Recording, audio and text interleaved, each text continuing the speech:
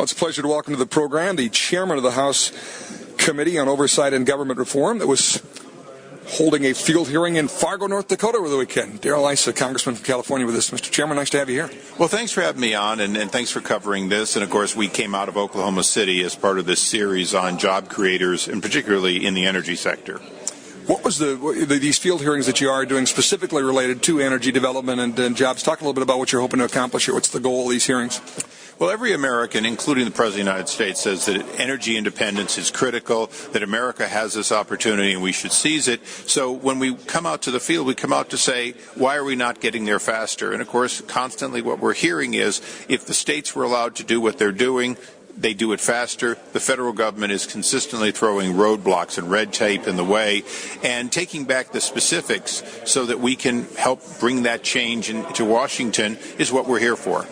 Is there any way that could ever happen? I mean, given your time in Congress and given your efforts to try and reform them, and could you ever get the EPA to say, look, they're doing everything correctly in North Dakota. They're obviously, concerned about the environment in North Dakota. Let's even a pilot project, given the amount of jobs that have been created here and the enormous amount of private land, it's a great place to do it. I mean, is that possible?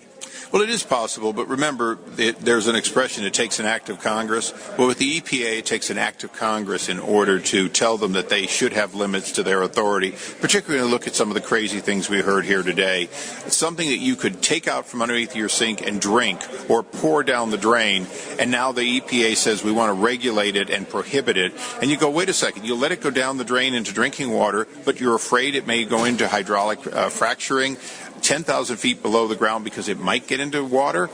Obviously, you're not concerned about it really getting into water, or you wouldn't let it be in common chemicals underneath the sink. Yeah, another stat I heard, and I've heard it before, but the average length of a permit approval in North Dakota on private lands is less than 3 weeks. On federal lands, it's more than 6 months. And when you think about that, 40% of federal lands right now, offshore and onshore in total, are off limits to drilling and would represent revenue to the government of about exactly the same amount of the federal debt. This is really kind of a no-brainer at this point, isn't it? Well, you're absolutely right. There's no question at all that the federal government needs to start thinking of federal lands as the people's asset in order to get a return for the American people. Today, royalties are the number 2 source of income for the Treasury. But I've got to tell you, it could be the number 1 source. It could cause Americans not to have to pay higher taxes while, in fact, balancing the budget. How do you do it? I mean, practically, how do you, in our lifetime, are we going to see the EPA ultimately out of this and leaving it to the state? How do you accomplish this? Well, we think from the committee standpoint that there's a reform that needs to happen, which is a form of a compact where the EPA and other agencies look at state regulations, come up with a concurrence that those state regulations are sufficient, and therefore take a step back. Now, under federalism, under state sovereignty, that's the appropriate thing to do, is that the federal government should not come in and require private individuals on private land or even public land to jump through hoops unless those are hoops absolutely necessary for the federal government to do. Now, we've done compacting in a number of other areas. The most notable is the federal government recognizes every driver's license from every state in the union, every license plate from every state in the union, every car registration and safety requirement from every state in the union. Why can't they recognize in-state our own work to make sure that our water and air is clean?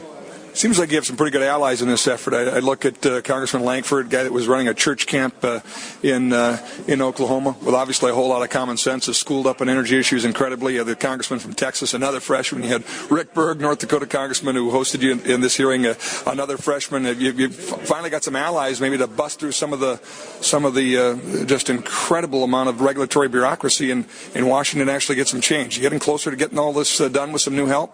Well, the last election gave me all 3 of these freshmen, but none of them are what you would call freshmen in the sense that they're without knowledge. Congressman Berg, obviously a leader here in the state for a long time, knows what's going on, knows how to bring the kind of reform and change to Washington. He's doing a great job. My 2 other oil patch congressmen, you mentioned James Lankford. He has a special skill, and I think you should understand that skill. He was able to organize and lead 20,000 children every year Now, that ought to be the makings of a good congressional leader, wouldn't you say? Look out, John Boehner. Somebody's coming to take your post. I want to ask you about a couple other issues. The takeaway, before we move on to a couple other issues, your takeaway from today, specifically related to North Dakota, would be what? I think the big takeaway from North Dakota is that North Dakota needs that pipeline. They need to be able to get these trucks off the road. They need to be able to save those 12,000 barrels a day. They're simply going up in smoke because trucks and trains are having to haul fuel. It's energy inefficient. It's bad for the environment. It's exactly the opposite of what people who are trying to stop the Keystone and other pipelines are saying. And I think that's a pretty common sense message we're taking back. Darrel Issa, who is the chairman of the House Oversight and the Government Reform Committee in Fargo over the weekend for a field hearing. When we come back, we're going to ask him about Fast and Furious, the Eric Holder contempt charges, as well as Ken Conrad's response on the countrywide mortgage investigation that his committee did. Darrel Issa's been the one that's been on that all along. That after this on the Common Sense Club. Don't go away.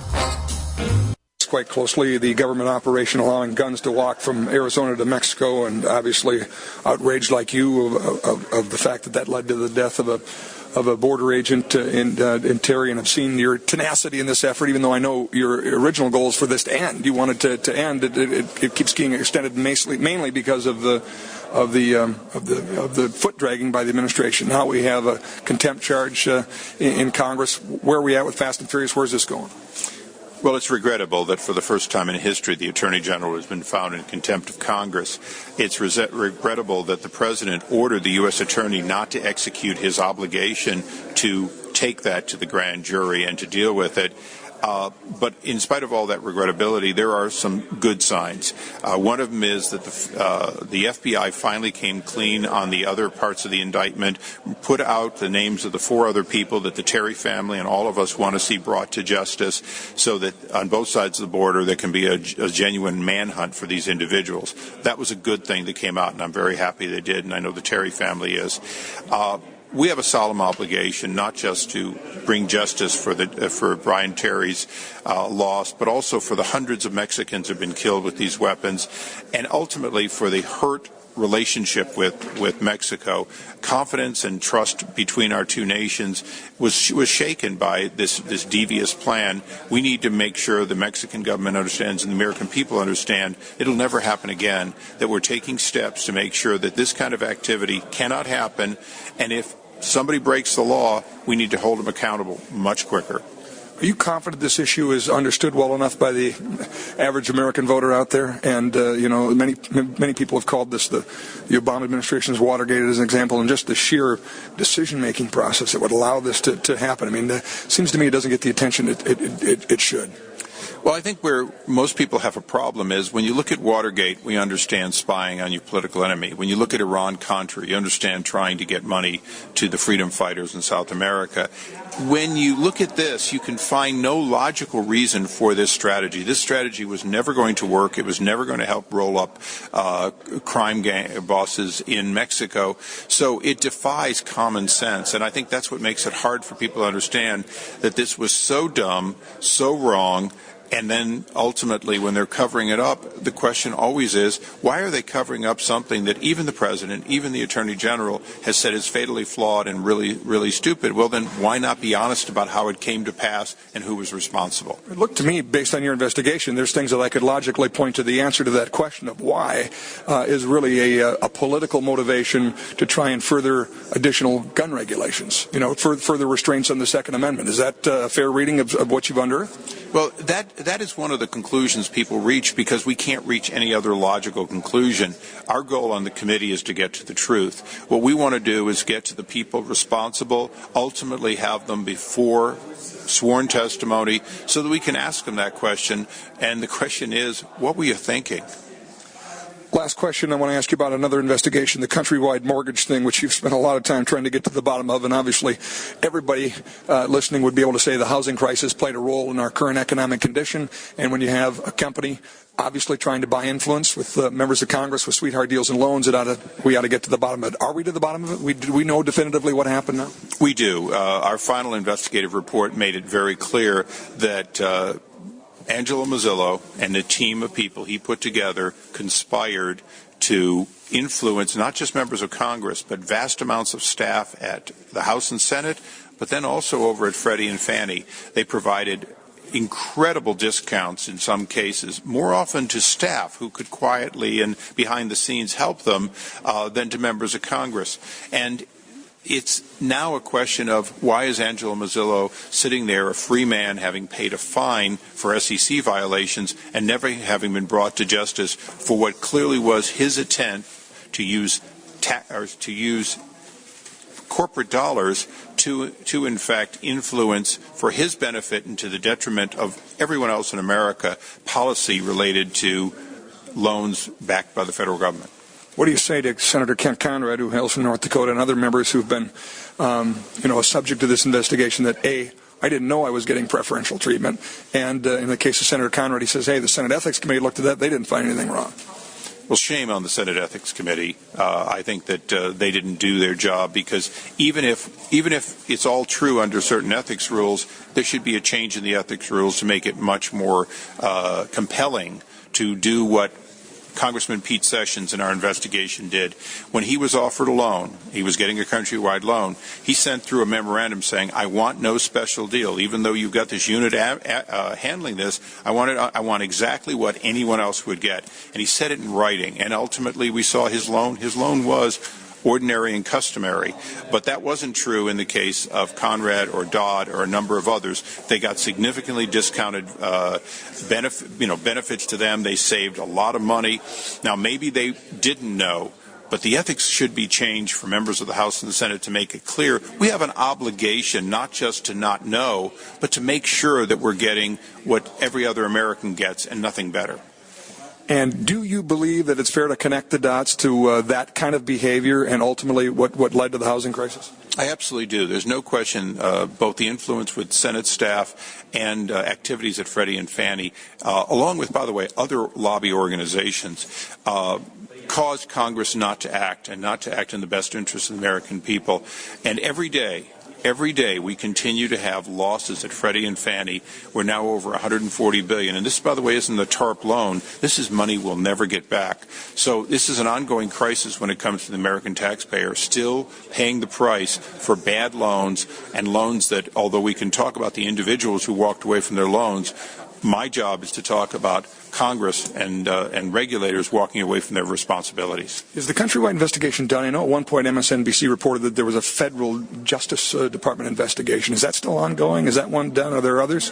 Justice Department seems to have punted on it, but with our report, we're hoping that they will pick it back up and recognize that there were crimes committed because using